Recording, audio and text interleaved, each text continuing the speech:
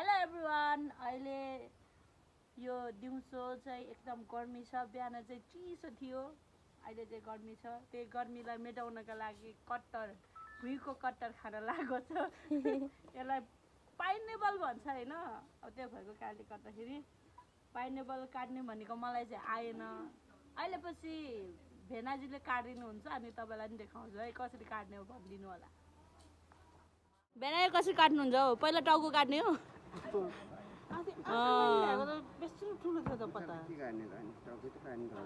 Okay, यसरी काट्नुहुन्छ र मलाई त नआएर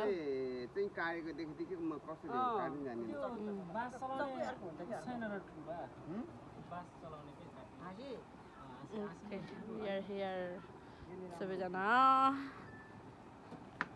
यहाँ छौँ हामी सबैजना। म चाहिँ बक्राको खोलिदिएर। हेलो, तपाईँहरूको खाना मिठो भयो?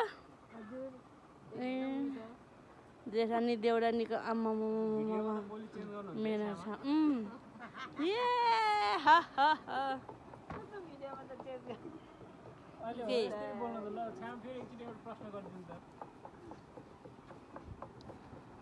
तपाईँले चिसो खानु भयो कि को खानु भयो? यता फर्किनुहोस् न एकचोटि। ए कोक पो हो। अहिले चाहिँ अघि मैले भेनाले काट्नुहुन्छ भनेको थिएँ होइन, मलाई चाहिँ नआएर नकाटेको। यसै भेनाले काट्नुहुन्छ, दामी छ होइन? गुड छ।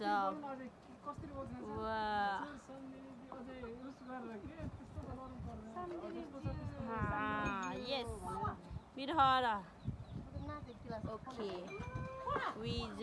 म चेक गर्छु त मिठो छ कि छैन।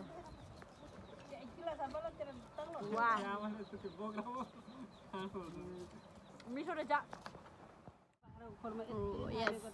यो अब खाने हो।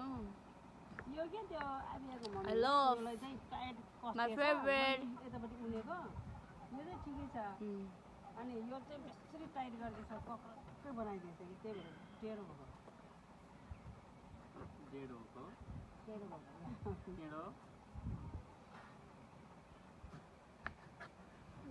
हामीलाई एउटा यो खान मिल्दैन यो। थाल्यो भन्दै बच्चाले एउटा काल थाल्यो एउटा